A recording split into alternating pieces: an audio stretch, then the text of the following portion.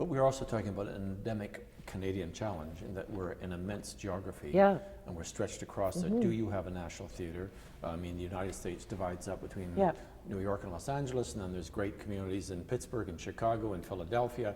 There's great theatre communities in all those places, but they gravitate to two places, They have, LA or New York. They know where they go, whereas we've never we don't decided. have that That's kind right. of size and power. So how do we make a national awareness of theatre in some way, which is what Magnificently is addressing? Well, and I think has been successful. I mean, a lot of those shows that I programmed in the 6 years I was programming have had very long lives, and those companies, and then we didn't do it alone. I mean, we programmed Artistic Frauds, Tempting Providence in 2003.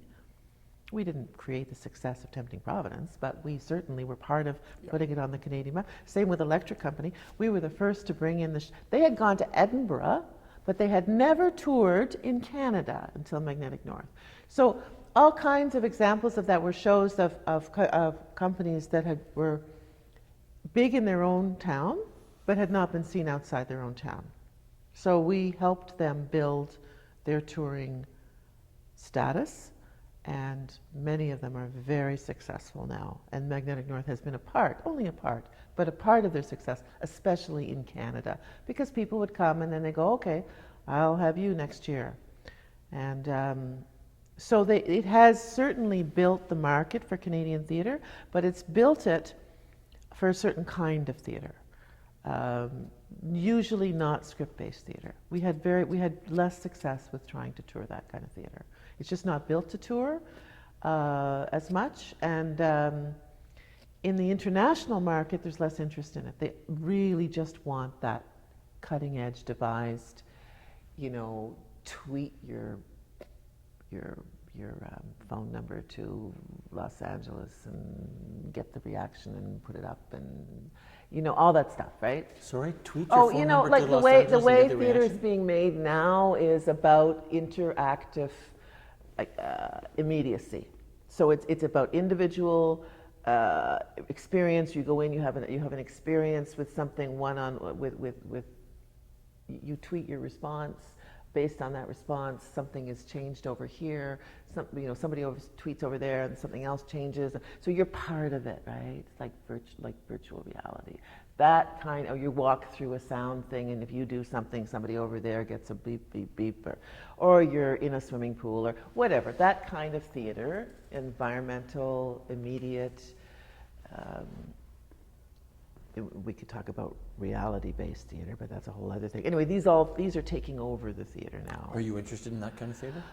I'm interested when it's good, and some of it's very good, and some of it's bad. So to me, it's like any other kind of theater. It's not necessarily good because it's reality-based or because it's devised. It can be, but so can excellent script-based theater be. Do you think the communication tools in theater need expanding to include that kind of digital reflexes through Twitter or Snapchat or yeah, they have to. I mean, any art form has to move with the technology of the time, and I may feel personally like I just can't go there, but I certainly recognize the need for the art form to use everything it can find because that's what 20-year-olds are doing, so we have to include what they're doing in making theater, and whether, hopefully, you go down that lane, and then the pendulum will swing back.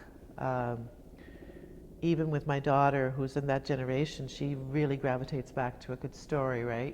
So I think we always will gravitate back to the good story. I kind of believe that's in our DNA. But we have to be able to play with all the toys that we can play with, and there will always be a fashion. There will always be the hottest, latest thing. Like Jordan Tannehill right now is the it guy, and a few years ago it was Daniel Brooks, and I don't know, a few years ago, but there's always going to be an it guy, usually a guy. No little bias there.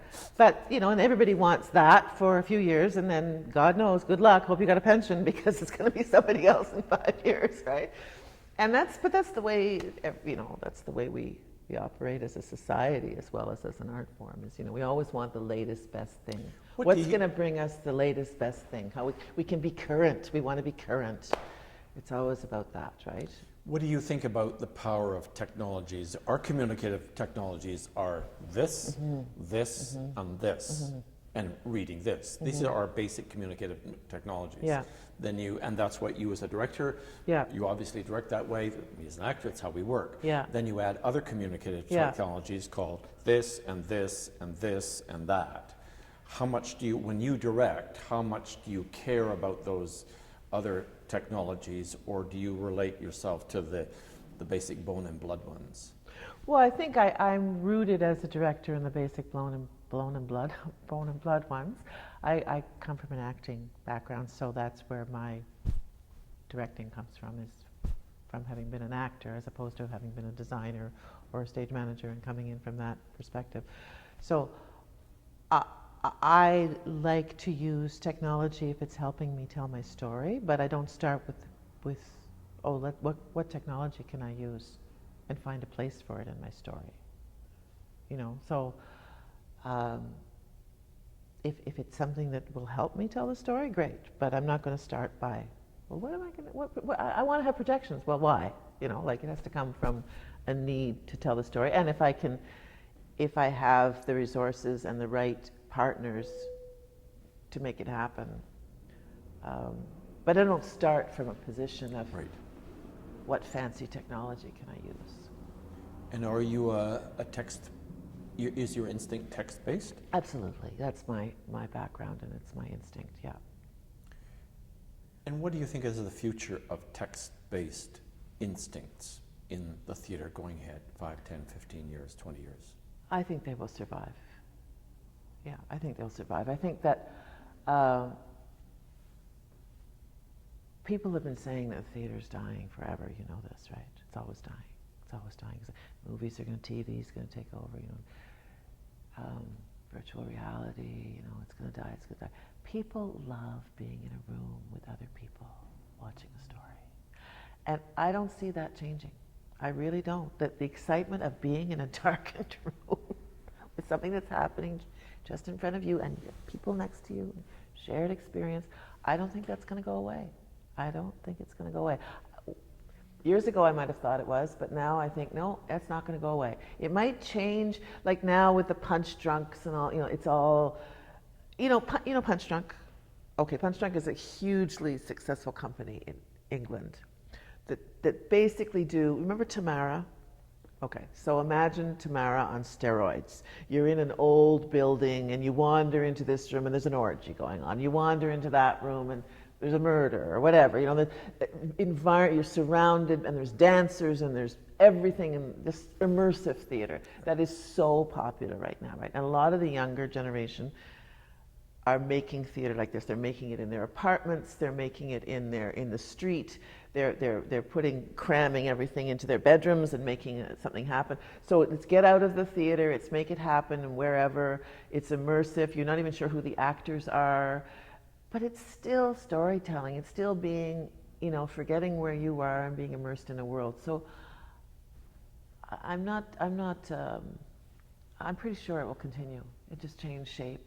You know, it'll change form and sort of the old kind of theater over there and audience here, that's really old hat, right? So we're trying to find constantly ways of breaking that. And then we come back to it for a while and then we break it up again. And that's okay. It's still storytelling, you know.